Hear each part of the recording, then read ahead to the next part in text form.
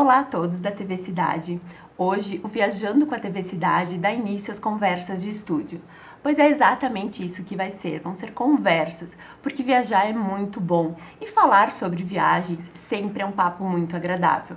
Vamos receber convidados que viajam, que gostam de viajar e de trocar experiências de viagem, dando dicas e sugestões de destinos. Hoje, então, a gente vai receber a Fabiola e a Lu, que viajam muito também e que estão aqui para enriquecer o programa e para contar as suas experiências de viagem. Muito obrigada por ter aceitado o convite. Nós que agradecemos o convite. É uma honra recebê-las aqui, principalmente nesse mês da mulher, que eu acho que cada vez mais a mulher está viajando e isso tem contribuído muito para o empoderamento, para a mulher ser independente, né? E viajar sempre nos motiva, né? Então eu gostaria de saber, como é a pergunta inicial sempre do programa, qual o primeiro carimbo no passaporte de vocês? Então, eu acho que isso eu puxei muito pela minha mãe. Minha mãe é professora de História, Geografia, né? E ela sempre gostou, assim, de, né, passear, e ela sempre me incentivou muito. E quando eu tinha 17 anos, foi a primeira vez que eu andei de avião e eu fui direto para os Estados Unidos fazer meu intercâmbio. Morei um ano lá, e que não era assim tão comum, que nem hoje, né? Sim. E tudo pela minha mãe. Minha mãe, vamos lá, me incentivou, foi ver, né? Que não era tão simples assim. Ela buscou em Porto Alegre e tal, e foi... E que cidade? Na verdade, eu fiquei numa cidade bem pequenininha, chamada Plymouth, em Minnesota, que é no norte dos Estados Unidos, em divisa com o Canadá. Legal. Também não é um destino muito comum, assim.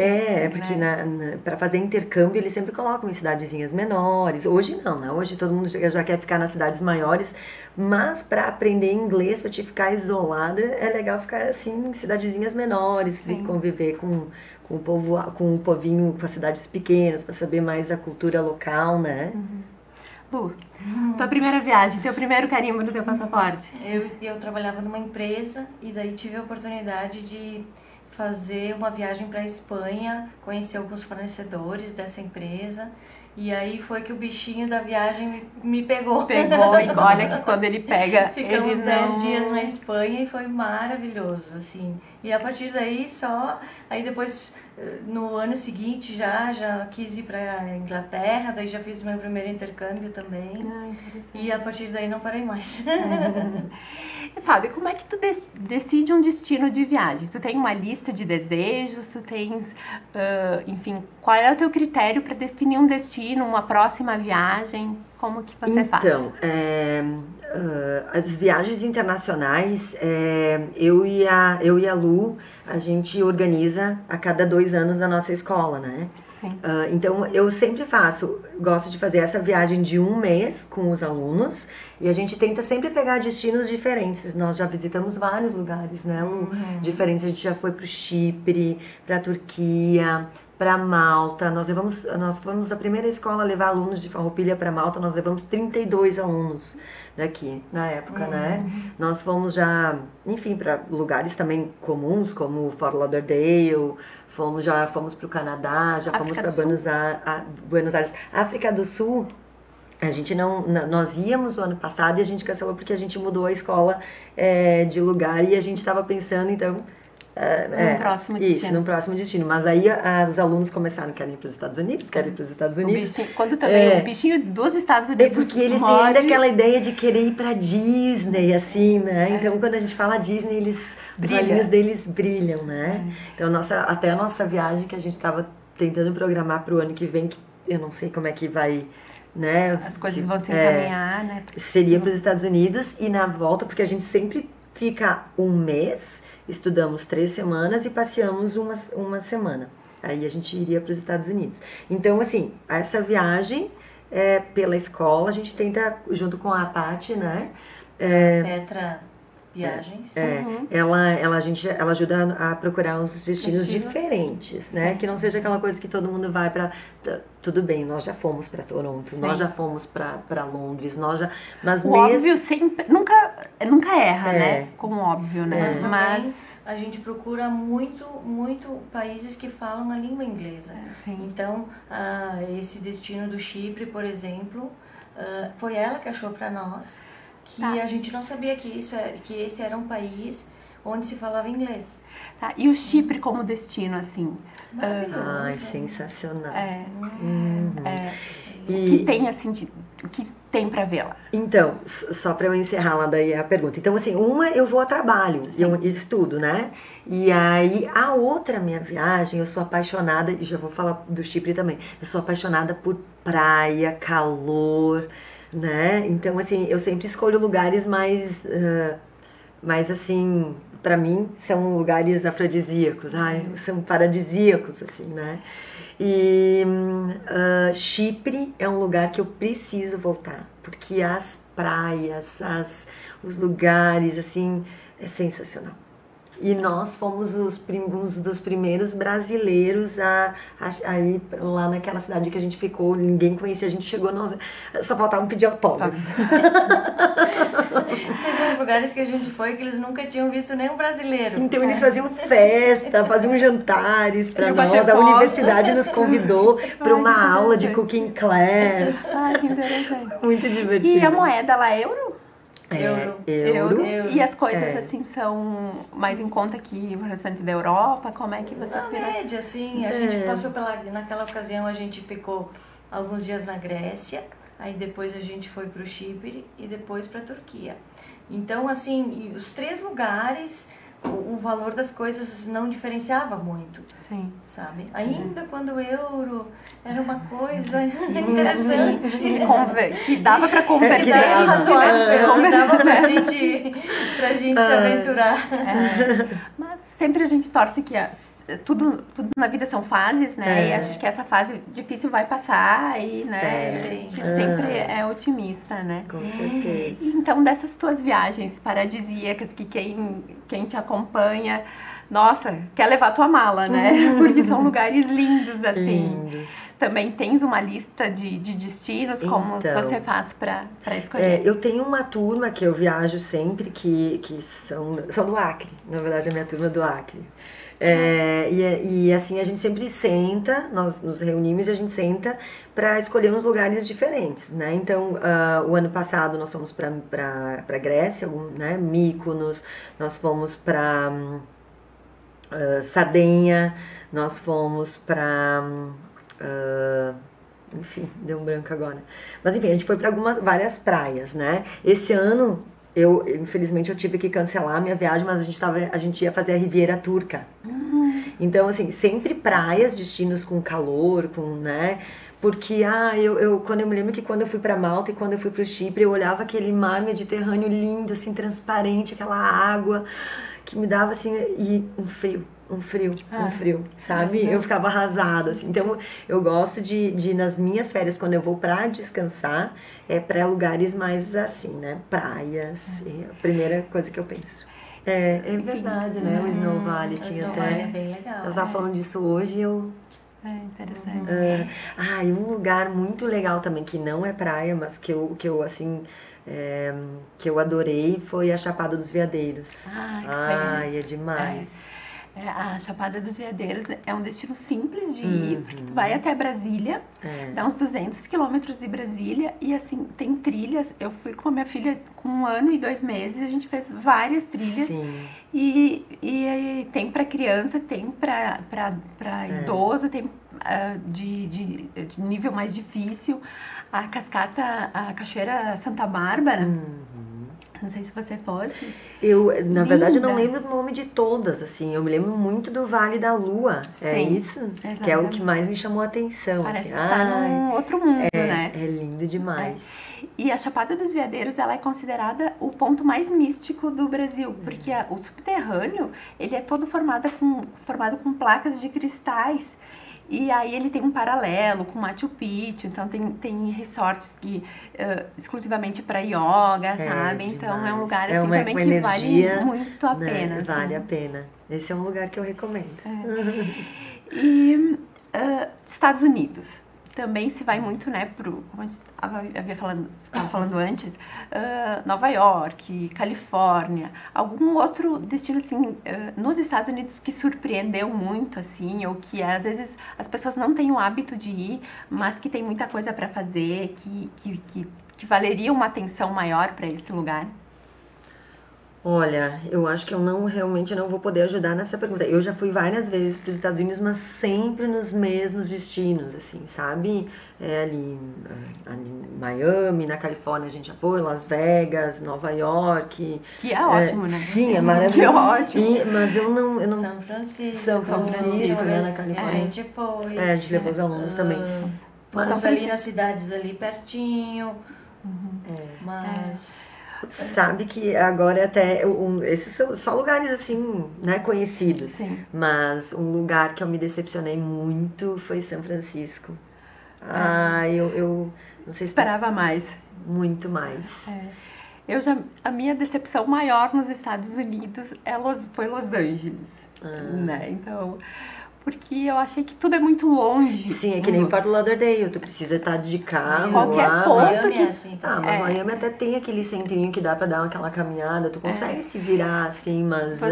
Você tá em Santa Mônica, pra ir pra Calçada Sim. da Fama, é no mínimo 30 minutos. Tudo é muito longe. E, por exemplo, a própria Calçada da Fama, você chega na Calçada da Fama, no Teatro do Oscar... O Teatro do Oscar tem um shopping, assim, Sim. quando não está acontecendo o Oscar. Claro, tem todo um simbolismo, mas Sim. assim, ele enquanto ponto turístico, o próprio letreiro de Hollywood, né? Sim. É um morro, assim. É que nem Las Vegas, nem né? Las Vegas. Todo mundo que bate foto lá na entrada lá do Las Vegas é um negocinho pequenininho que tu bate foto em 1 minuto. Né? Isso é uma coisa que nós estávamos conversando antes, que essa coisa de chegar, viajar só para ir bater a foto no lugar, eu tenho pavor. Eu não gosto de fazer viagens, de ficar 2 dias, 2, 3 dias num lugar sem poder conhecer, Principalmente sabe? quando os deslocamentos, eles são aéreos. Porque quando tu vai mudar de uma cidade para outra, de um país para o outro, tu tens que contar quase aquele dia quase perdido. dia. Porque assim, o deslocamento até o aeroporto tem que ter uma antecedência. Tu tem que contar que se acontecer alguma coisa, tu não pode perder o voo. Então, quanto mais tu explorar um destino que tu consiga se deslocar facilmente, mais tu aproveita do destino, né? Com certeza. Não, e além disso, quando tu fica mais num lugar, é que daí tu realmente começa a conhecer o que é a cidade. Então é por isso que eu falo de São Francisco. Porque São Francisco, tu vai nos pontos turísticos, é lindo. É lindo demais. Tem, assim, alguns lugares sensacionais. Mas a convivência, né, Lu? Talvez a época do ano que a gente foi não foi assim a mais feliz. A gente foi em janeiro, que janeiro é inverno para eles. Sim. Lá. Em alguns lugares dos Estados Unidos neva muito, neva, é frio, é frio, é frio. Na Califórnia não neva, mas o que acontece? Muita chuva, e foi isso que aconteceu. Mas sabe o que? Eu não tô nem falando disso. Eu tô falando da questão do vivenciar. Nós ficamos 3 semanas lá com os alunos, né? E a gente viveu um pouquinho o que eles vivem. E a minha decepção é que muitas vezes as pessoas vão ver os pontos turísticos lindos e tal, e não sabem o que eles vivem. Eles vivem num lugar lá onde é muito 8 e 80. São milionários. E eles precisando muita gente até para trabalhar em McDonald's, todo mundo precisa de empregos, precisa de pessoas para trabalhar, desesperados atrás de pessoas, porque o que acontece? As pessoas mais humildes não conseguem sobreviver lá, o custo de vida é muito alto. E outra coisa que lá eles têm os lugares onde eles dão os almoços para os homeless. Eles acolhem as pessoas que não sem teto. Os Estados Unidos inteiro manda para lá. E assim, ó, de noite tu não pode nem chegar perto, eles trancam eles dentro do metrô. Eu nunca vi tanta gente na rua, tanta pobreza. Realmente, São Francisco, acho que Estados Unidos foi o lugar que mais me chamou a atenção, as situações de rua, né? Pessoas em situação de rua, que a gente acha que não vai encontrar lá, né? Pessoas morando embaixo das pontes. E muitas pessoas que quando os nossos professores nos contaram que pessoas que estão morando na rua eram pessoas relativamente assim, com estabelecidas assim na cidade, tipo um professor, porque eles não conseguiam dar conta de viver ali, né? Então, o custo de vida é muito alto. Para ver, né, como a experiência de ficar mais dias. Isso, é isso que eu tô dizendo. Nós estivemos em São Francisco de 27, a gente não passou a virada, a gente saiu dia 31 de dezembro agora, o último. E assim, a gente ficou 3 dias e achou tudo ok. Isso, é isso que eu gosto, sabe? Que eu gosto de vivenciar, de conhecer um pouco mais as pessoas em situação de rua, viu que tinha lugares mais pobres. Como são as famílias. Mas aquilo passou batido, né? Porque foram pouco tempo ali, né? E então nem tudo que reluz é ouro, né? Exatamente. E teve em outros lugares também isso aconteceu, por exemplo, assim, em Cusco, no Peru, os restaurantes, o ceviche, tudo ali muito bem apresentado e tal. E a gente foi num mercado, tipo um mercado público, assim, um mercado. E aí tava o pessoal lá dos restaurantes pegando muitas vezes as coisas lá no chão que estavam jogadas, né? Aí tu fica pensando, meu Deus, então assim...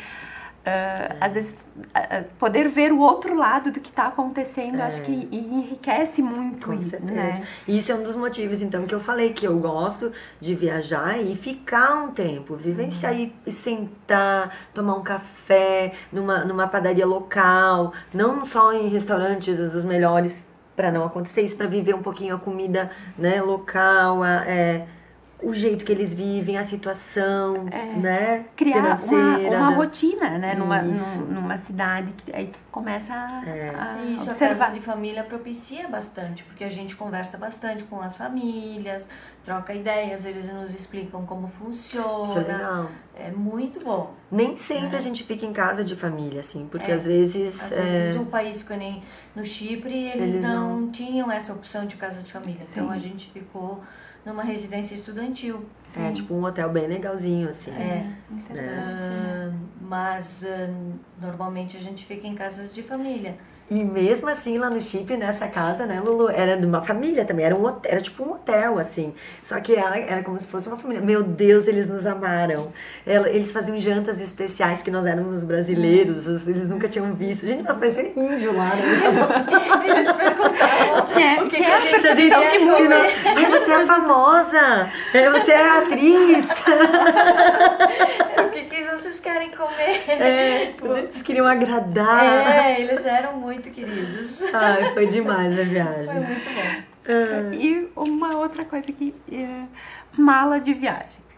Como hoje está inteligente fazer uma mala de viagem? Porque uma vez não se fotografava muito menos, não tinha rede social, mas ao mesmo tempo, então se criou aquela questão dos looks, de repetir look, que eu não acho nem um pouco inteligente. E eu queria ver a opinião de vocês. Como é que organiza uma mala para um mês, para um destino paradisíaco, que vai nos melhores restaurantes? Como que vocês fazem com essa questão da mala? É um problema.